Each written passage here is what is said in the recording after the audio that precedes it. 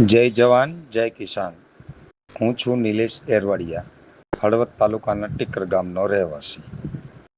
જો આપણા ખેડૂત ભાઈઓના ખેતરની અંદર વીજ પોલ આવતા હોય પ્રાઇવેટ કંપનીઓના, એને જો કલેક્ટર હુકમ કરી આપતા હોય અને પોલીસ પ્રોટેક્શન મળતું હોય, ખેડૂતોને પૂરતું વળતર ના મળતું હોય, પૂરતું પાક નુકસાની થતી હોય એનું વળતર ના મળતું હોય, વીજ પોલ આવતો હોય એનું પૂરું વળતર ના મળતું હોય, તો ખેડૂતોએ હવે ધરણા આંદોલન આ બધું કરવાથી કાંઈ જ ફાયદો નથી, કારણ કે પોલીસ પ્રોટેક્શન પૂરું પ્રાઇવેટ કંપનીઓને મળી રહ્યું છે।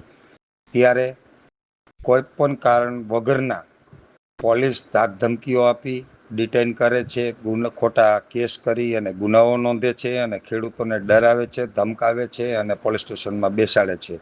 ત્યારે આપણી પાસે અહિંસાનો, ગાંધીજીનો સૂચવેલો રસ્તો હોય છે, પરંતુ જ્યારે પ્રાઇવેટ કંપનીઓ જ તાનાશાહી ઉપર ઉતરી જાય અને તંત્રનો ગેરઉપયોગ કરતી હોય તો તેની સામે તાનાશાહી જ કરવી પડે। એટલે આપણા ખેતરની અંદર જો પૂરતું વળતર ના આપતા હોય, પૂરતું વળતર ના મળેલું હોય અને વીજપોલ ઊભા કરતા હોય એટલે સામાન નાખ્યો હોય વીજપોલનો, તો એ ગમે ત્યાંથી એકાદો ભંગારીઓ બોલાવી અને ભંગારિયાને આપી દેવો જોઈએ।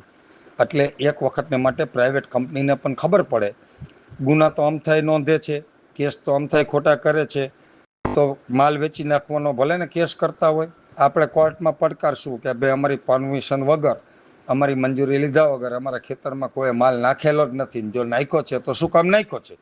એટલે ભંગારિયાને વેચી દો એક વખત થાંભલા।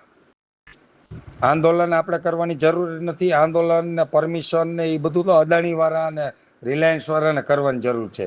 આપણા બાપદાદાની જાગીરીની જમીન છે, વંશ વારસાગતમાં મળેલો વારસો છે, મિલકત છે આપણી, આપણે એમાં કણમાંથી મણ પેદા કરીએ છીએ, આપણે ખેડૂતના દીકરા છીએ, આપણે ક્યાંય પોલીસ સ્ટેશન જવાની જરૂર નથી। પોલીસ સ્ટેશન ને કલેક્ટર પાસે, તંત્ર પાસે, અહીંયા બધે પ્રાઇવેટ કંપનીઓને જવું પડશે। એક વખત ચાલુ કરો, થાંભલા વેચવાનું ચાલુ કરો, ભંગારિયાને થાંભલા વેચ દો એટલે કામ પતે। ભલે ને કેસ દાખલ કરતા હોય, કેસ તો અમથાય કરે જ છે, આપણે પછી ભેગા થઈને કેસ કરે, ડિટેન કરે, પોલીસ સ્ટેશન લઈ જાય, ધાક ધમકી દે છે, બીવરાવે, ડરાવે, ક્યાં લગી ડરશું ને બીશું। આપણા સ્વાભિમાનની હકની લડત, આપણા વંશ વારસાગત બાળકોના ભવિષ્ય માટે આજે નહીં તો ક્યારે લડશું। જાગો, જય જવાન જય કિસાન। હું છું નિલેશ એરવાડિયા।